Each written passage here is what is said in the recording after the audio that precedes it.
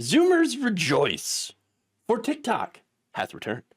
After going dark for like a day, the short form video program is now back online. This is after President Donald Trump had promised to save it, which is quite a shift from his position 4 years ago, which, when he first floated the idea of banning it because of the evil Chinese people. China. Remember that? Both Republicans and Democrats, by the way, glommed onto that. And it's like, yes, national security, national security. They fear-mongered about China taking user data, despite the fact that is something that American companies have been doing the entire time, like hoovering up our personal data and then selling it to third-party brokers. Apparently, selling it to corporations is good, but the Chinese government possibly, maybe in the future, could maybe have some of our information, personal information. That is a national security interest. We are going to prevent Bob from down the street from having China be able to influence him by knowing what kind of, chocolate he likes or something. I don't know. But I do know Facebook has already been using our data and selling it. So I don't know. I don't see much of a difference here. Nonetheless, Republicans and Democrats got together and passed a bipartisan law on this, based on this, and President Joe Biden signed it. So Biden did Trump's work for him. And then, of course, Trump came back and was like, I'm going to be the hero who saves TikTok. Even though me and the Republican Party, people like Charlie Kirk are like, we must ban TikTok. This is such a dumb series of events that I feel like could have been avoided. Now, that said, I don't think this is some 5D chess move on behalf of Donald Trump, okay? No, he's not that smart. What happened is that Democrats and Republicans got together to do something very stupid in the name of national security, and because they don't know how the internet works, they don't know how any of this stuff works, and apparently also don't know how free speech works, okay? They did that, and now Trump has the opportunity to get Gen Z on his side, and of course, he's not going to waste it. That would be stupid, right? Even if it means flouting a law that his own Supreme Court upheld, which was the TikTok ban. Now, that said, the law only says that he can delay the ban for a certain amount of time, and only about 90 days, only if TikTok can show that they're actively in a deal to sell their platform, to divest, okay? But that is currently not the case. TikTok's like, we ain't selling. We're still not selling. So then what's the basis for this, for allowing TikTok to come back based on the law? Well, there is none. Okay, there is none. In fact, there's Republicans that have pointed out, we're not going to give an extension. The Senators Tom Cotton of Arkansas and Pete Ricketts of Nebraska, they put out a joint statement saying, now that the law has taken effect, there's no legal basis for any kind of extension of its effective date.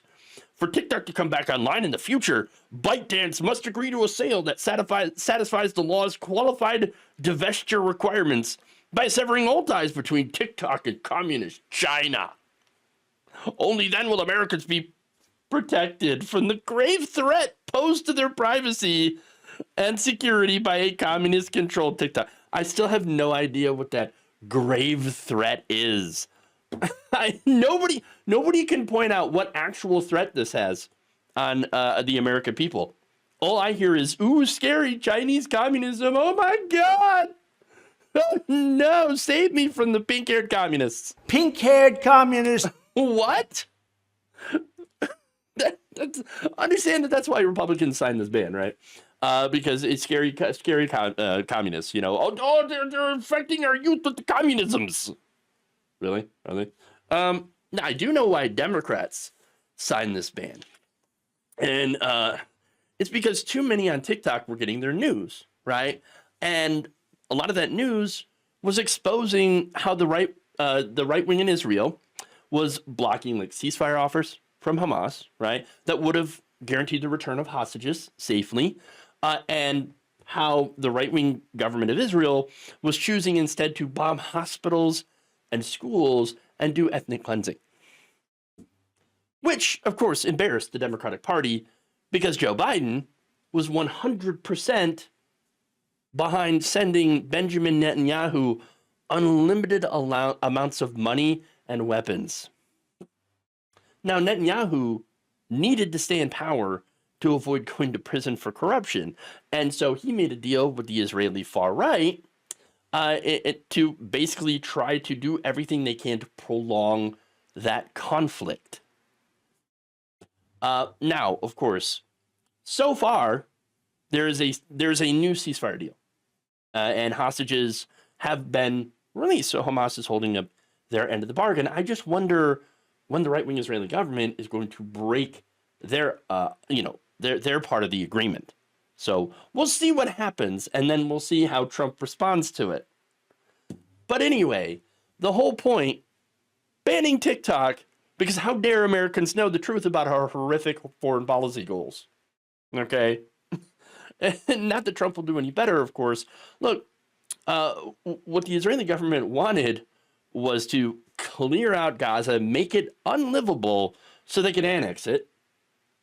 And of course, Trump and Kushner have talked about, basically turning that into a resort area, building Trump hotels and condos there. So, yeah, when it comes down to it, both pretty horrible and has absolutely nothing to do with divesting from Chinese Communist Party. Okay. Now, that said, flouting this law, that's what Trump's doing, right? I don't think he cares if he flouts this law. And why would he? He's got presidential immunity. Who's going to stop him? Who's going to stop him? You think anybody's going to stop him? Dude pulled off an insurrection back on, January 6th, 2021. Seriously? Nobody held him accountable for anything. So why wouldn't he just do whatever he wants? At least that's how he's going to see it. And by the way, he's got the support of another tech company that he feels is beholden to him. And again, he can say, I saved you, TikTok. I allowed you to keep running in the United States. They already put out messages giving him credit for saving TikTok. Here's one. To the users, thanks for your patience and support as a result of President Trump's efforts. TikTok is back in the U.S. Yeah. And there was another message. We thank President Trump for providing the necessary clarity and assurance to our service providers, okay, who would have been fined very heavily, okay, if they allowed TikTok to continue, that they will face no penalties providing TikTok. We will work with President Trump on a long-term solution that keeps TikTok in the United States. So that was released on Sunday. So, there you go. It's back for now. That said, unsurprisingly, there's a lot of users that are not exactly thrilled with the implications of this.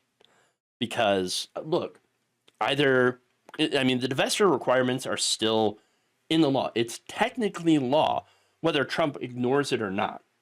Okay? And there are Republicans that are apparently going to continue to push for that divestiture, as I said before.